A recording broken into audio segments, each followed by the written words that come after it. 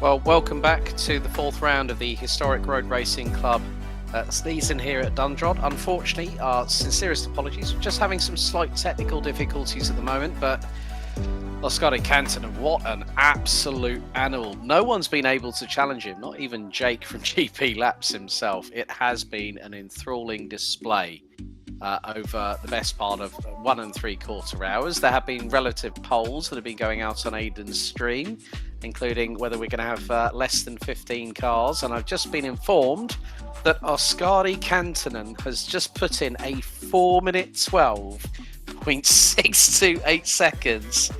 That is ridiculously quick, isn't it, Aidan? It's insane what he's been able to do, outperforming a car that's got a bigger engine, more power, a driver who is considered to be the classic car sim racer, as it were. So you can't really knock Hrrc Cantonen's performance this afternoon. It's just been absolutely incredible. And it puts him on course for bringing, I think, what myself and Aidan were discussing a little bit earlier on, that it will be the first time this season that a 2-litre Maserati A6 GCS will have taken an overall victory. Especially in our production chat on the Discord, that Hrrc was a dark horse, and he's definitely proved that in spades. Yeah, we were talking before the stream. Unfortunately, had its little bit of a wobble.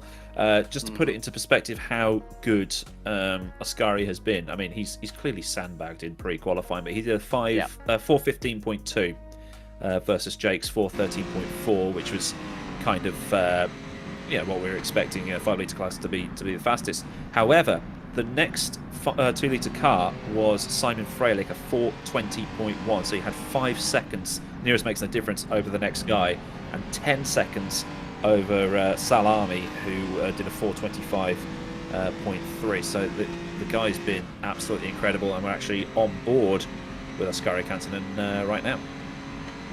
Yeah, running in the number 332. Jake was the fastest in pre-qualifying with the 4-minute 13.4. He actually bettered that in qualifying, and you can just see by this onboard as the meme strikes, it rears its ugly head again, yellow in sector 1, folks, with 9 minutes and 10 seconds to go. I think Aidan, you just pointed this out. Hrrc's been so dominant, the paint is stripped off the car. Yeah, I think what's happened is that it's not downloaded the skins. We've had to restart everything so quickly, so ignore it. Just imagine the car is white, and we've just inverted the colours, and it's all that stuff. So yeah, we'll just have to live with it and deal with it. We can actually see the end of the race. We've got 8 minutes and 38 seconds on the clock. Cantonen enjoying a 36-second lead over GP Laps. Bear in mind, when Hrrc left the pit lane after his stop, that was a 30-second lead. So he's been able to hold the gap, hold everything, and he's been, as Ian Munro, who's basically doing a bit of spotting for us in Discord chat, in our production chat, he's just been so smooth and consistent, which is which is how these cars have to be driven. I know that a lot of people have this. I mean, he says he's been smooth. He's showing off being doing a bit of Hrrc Kankkunen stuff around that hairpin once again. But there's the belief that these cars four-wheel drifted through every single corner and that they were borderline undrivable, and that you just give a tap of the throttle and the rear wheels are lighting up, and it did like 300 miles an hour in less than 3 seconds, and all that stuff. But really, they were a bit slidey. I think that the difficulty of these cars, and when people build these mods, they think they have to be borderline undrivable, so that it's real talent, real driver talent, stuff like that. But at the same time, you still need to forget everything you've ever learned driving any other racing car in R-Factor 2, iRacing, Assetto Corsa. I mean, I drive mainly open wheelers, F4s. I'm doing that at the minute. I cannot drive these cars because I have to relearn everything about them. A bit like driving rally as well. You have to relearn everything you ever know about driving. It's fun, frustrating, and mad, all in equal measures.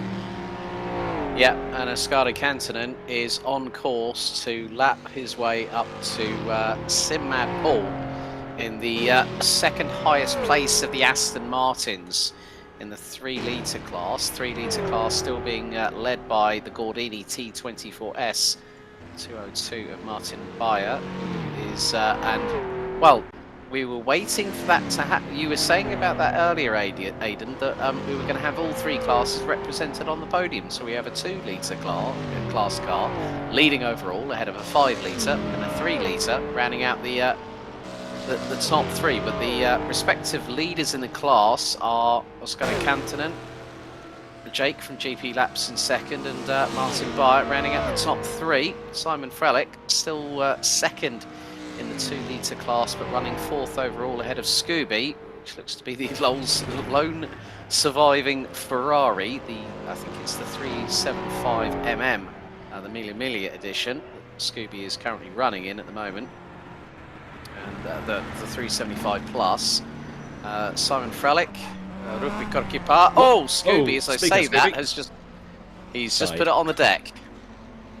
You might be able to flip that over again, but we'll see what happens. But commentators curse the life out of him. That is it driving in a straight line? As we see another person that's been hit each other. That's real deal God, I think, that was in it is. All of that, and then 374 was there too. I think that car is driving okay. Well, it's a bit slidey, but I think it should be all right with 5 minutes to go. Got 2 laps remaining, pretty much.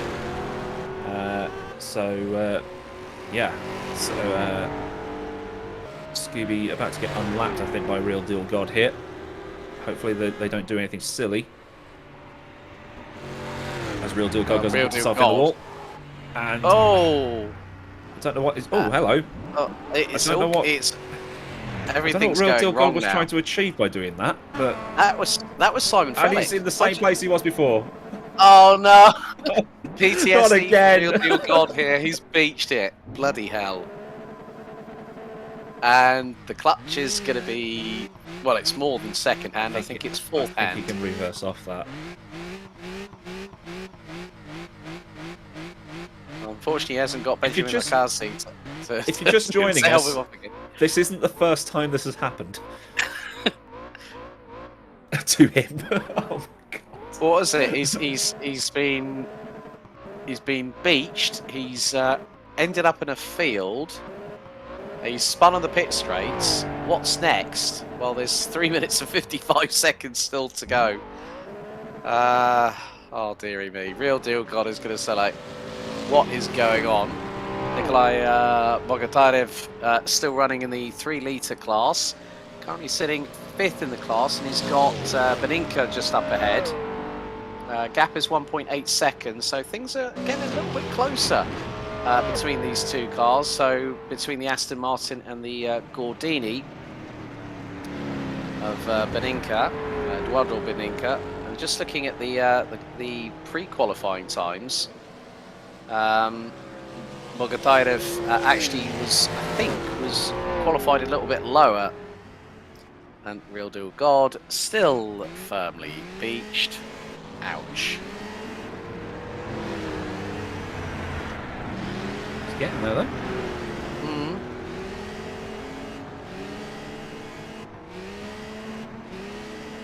You have to watch himself overheating that engine, but as I think that was Jake that's just gone past him. So Beninka overcooks it on the exit of the hairpin.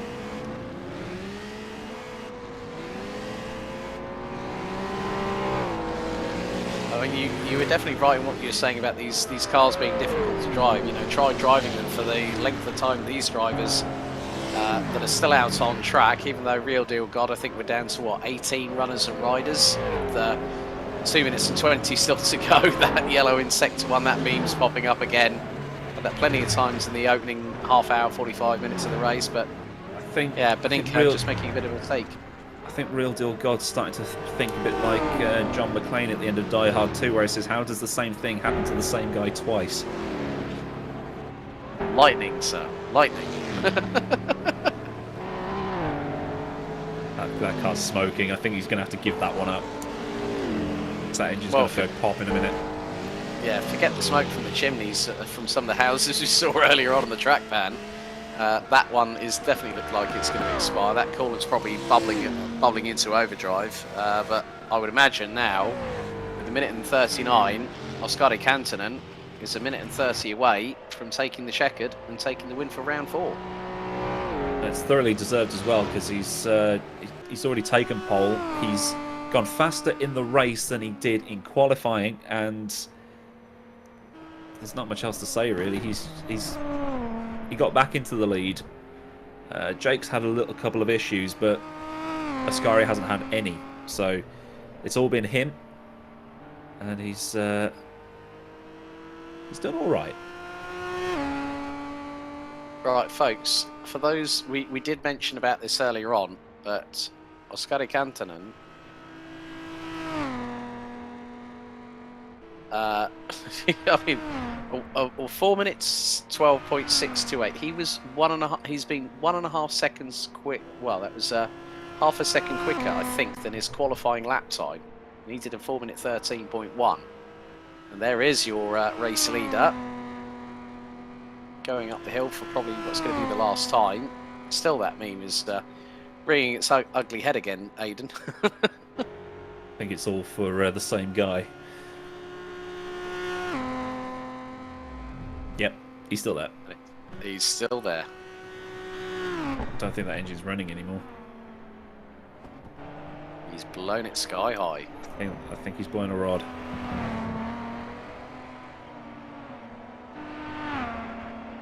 Yep, that's dead. And that is time expired. This is final lap.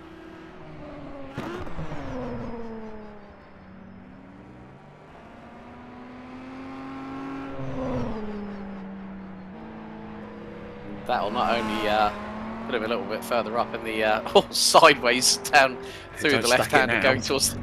No, do not stack it now, Oskari. Give us a little bit of Henri Toivonen.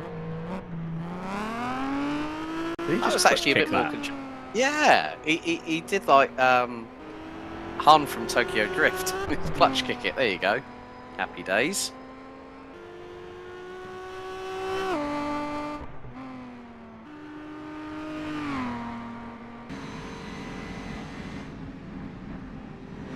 Through the final few corners now.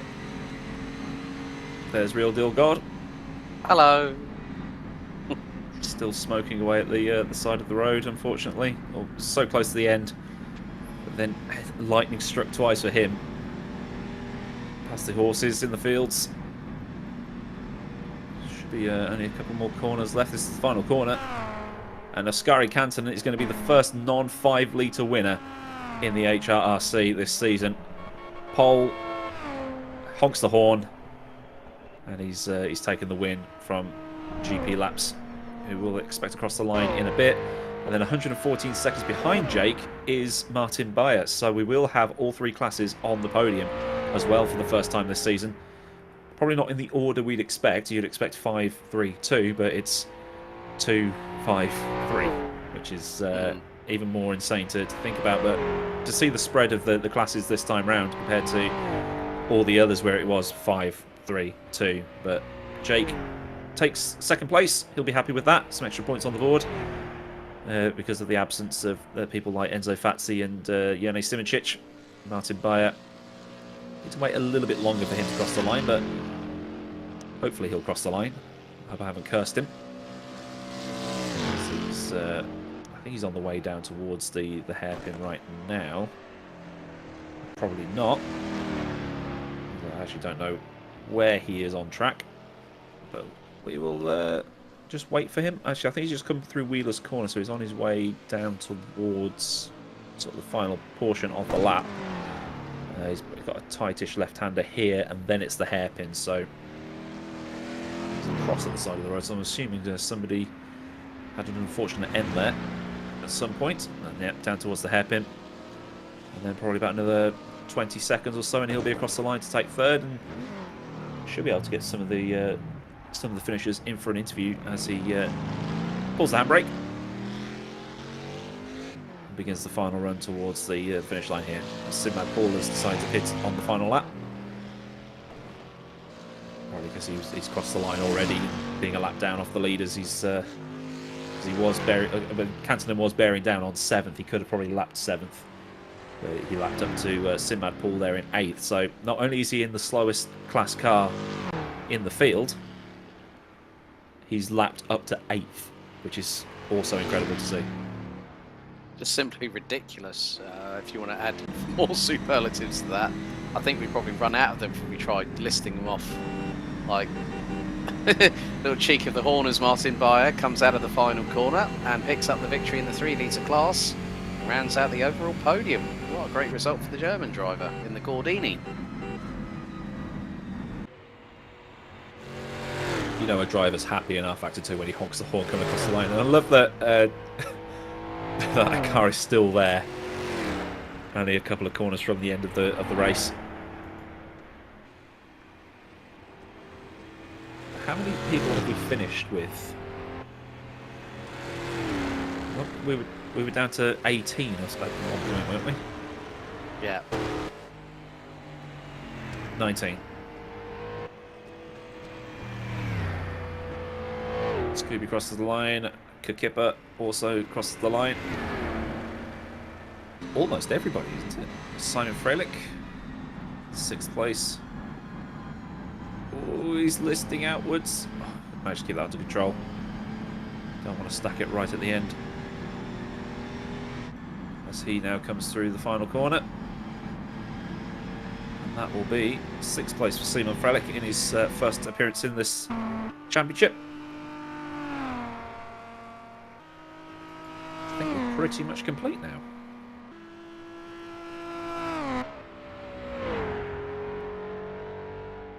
Oh, okay, we've only got Morea to come across the line, and then we can start to wrap things up here.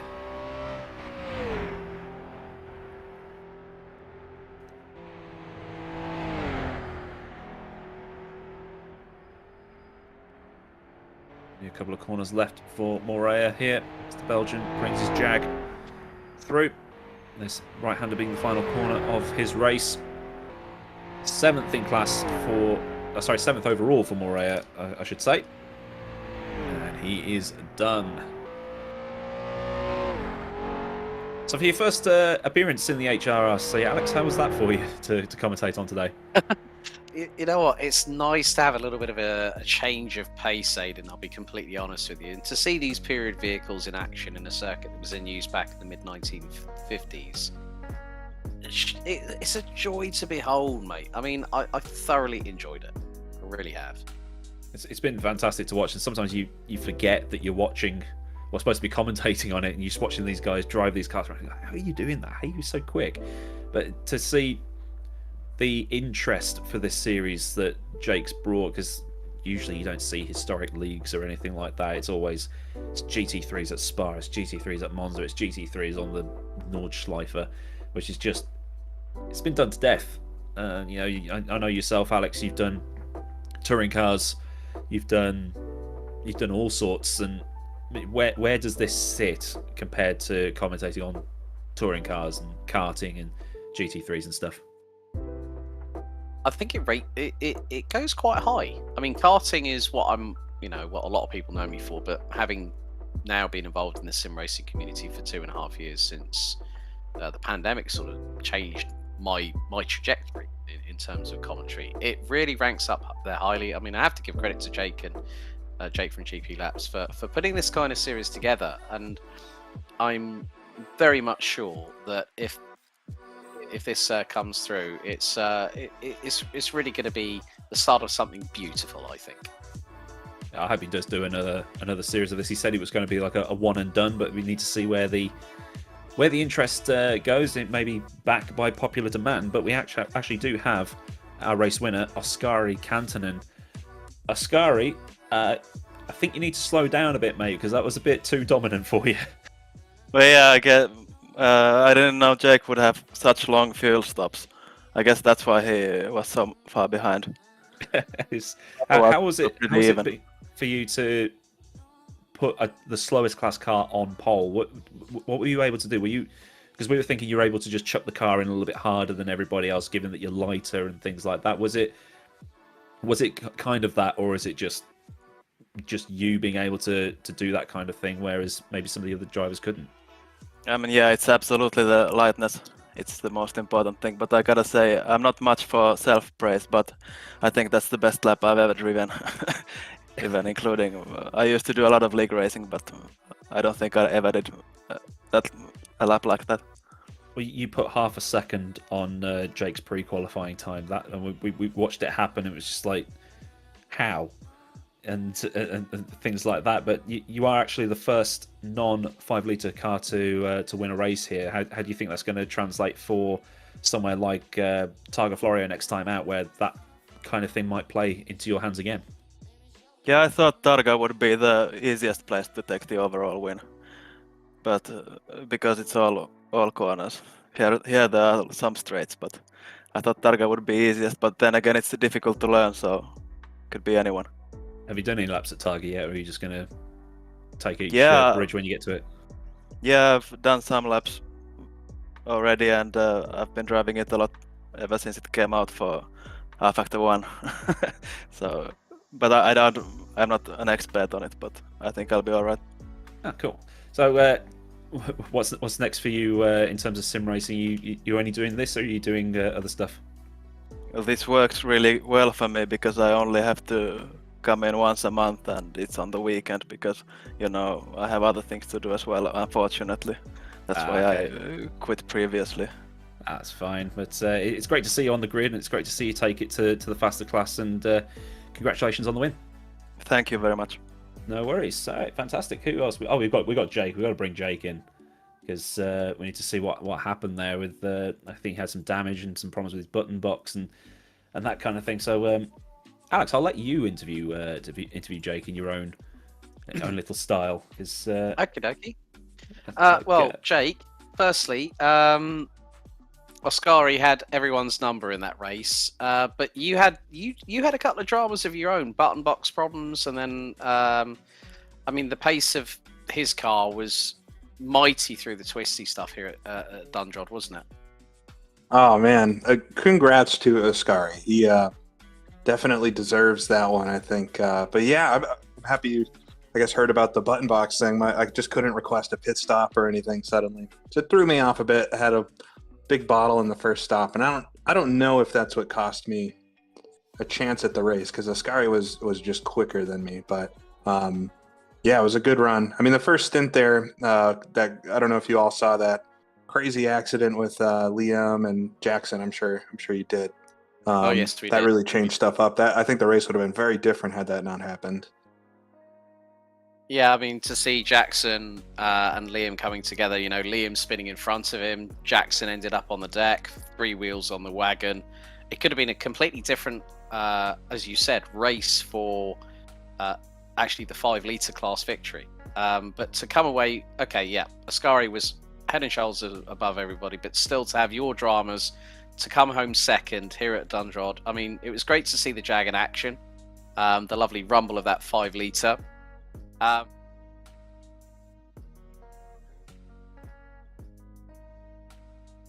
for the last couple of rounds of the season. So having won today effectively in the 5-liter class will set me up as good as I can be.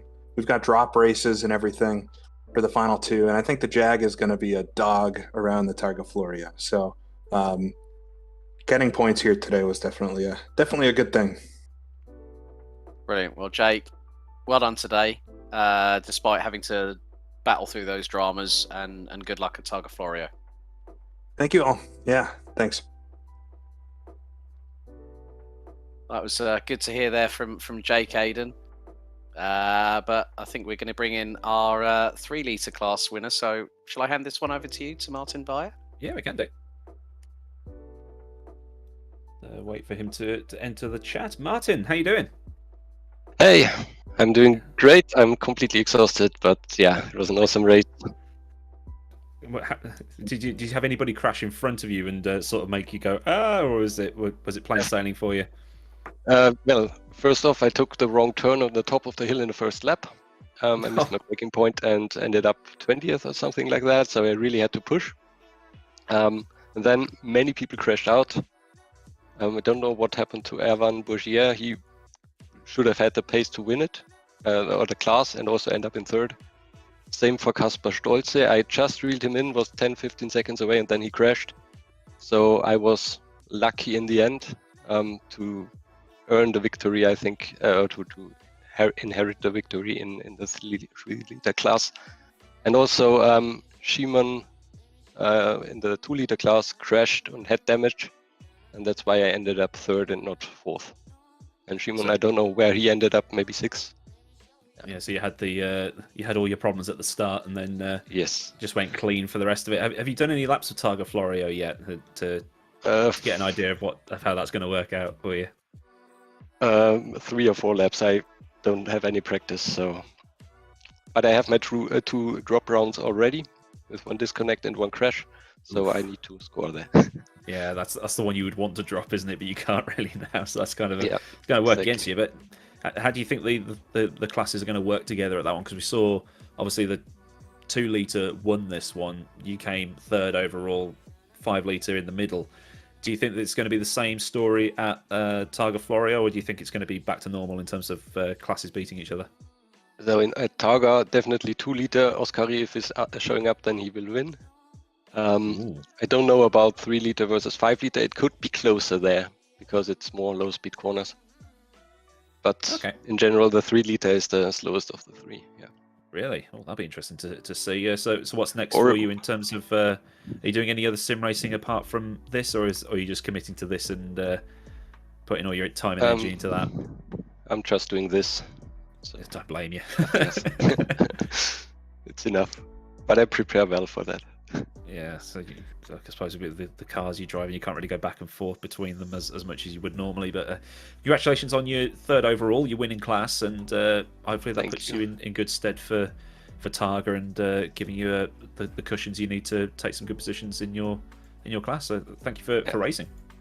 Thank you very much. Thank you for hosting, and All right, it was a great experience. Yeah, we'll see you at Targa. So that's pretty much it for us today. We've had a great race. We've had some great entertainment. I'm sure everybody that stuck around for the whole thing is happy that they got to a decent bit of entertainment this afternoon. So, thank you to Alex as well for joining in. It's been great to have you along and to have someone quite known in the eSport world commentating on this. So, until the next round at the Targa Florio, I've been Aidan Millward. He's been Alex Goldschmidt, and we'll see you for then. So stay tuned to the Aidan Millward channel, Super Race channel, to Jake's channel, to GP Laps Discord if you want to join that to get in on this if you want to race. And we'll see you all again soon. Goodbye.